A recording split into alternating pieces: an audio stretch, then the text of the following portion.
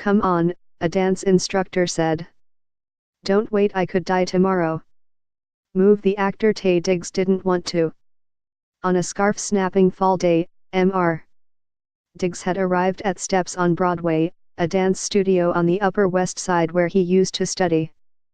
His publicist had suggested that he'd want to peek into a couple of classes and maybe dance some steps on the side. But Mr. Diggs was adamant. Do you want to do a warm-up? Patricia Klausner, the director of marketing, said when he arrived. I am not dancing, Mr. Diggs said firmly. Inside the theater dance class, the teacher, Chet Watkins, demonstrated a jazzy, Bob Fosse-like number set to Me and My Shadow. Mr. Diggs, 46, is a veteran of Broadway musicals, from his breakout role in the original company of Rent to a recent glam rock stint in Hedwig and the Angry Inch. He knows how to articulate a hip and swivel a shoulder. But that afternoon he huddled under the ballet bar, while students in character shoes strutted in front of him. Mr. Diggs had just wrapped the current season of Empire in Chicago, in which he plays Angelo Dubois, the disgraced politician, jilted lover and frequent punching bag. He had then flown into New York to lead a couple of industry readings for Thoughts of a Colored Man on a Day When the Sun Set Too Early, a choreo poem he hopes to direct.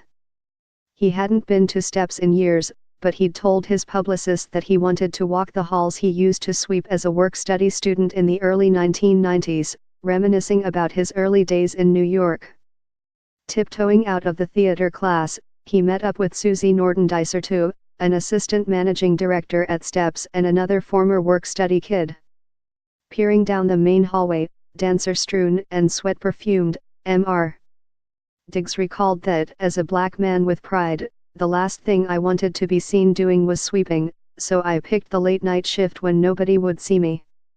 Ms. Nordendicer too mentioned that he used to work that late-night shift in booty shorts. They weren't called booty shorts then, Mr. Diggs said he was wearing a lot more clothing now, a black vest over gray pants and a waffle-knit thermal shirt, a tan hat set at a rakish tilt. Earrings sparkled in his ears, silver chains circled his neck. On one wrist he wore a skull bracelet, on the other a dignified Painraid diving watch. Whenever I'm feeling down, I caress it, he said. Students began to approach him, first shyly and then more brashly, asking for autographs, snuggling in for selfies. Mr. Diggs obliged, flashing his lightning strike grin. This is heaven for us, one young man said. Come back and take a class with us. Absolutely not, Mr. Diggs said. I would hurt myself. The young man offered to arrange a Pilates session before the class and an elastic stretch sequence after. That way when you get home you'll still be able to walk, he said brightly. I'll consider that, Mr. Diggs said. As he moved toward the exit, a woman working in the studio's cafe presented him with a Steps t-shirt. It was black, a good color on him. Does Mr.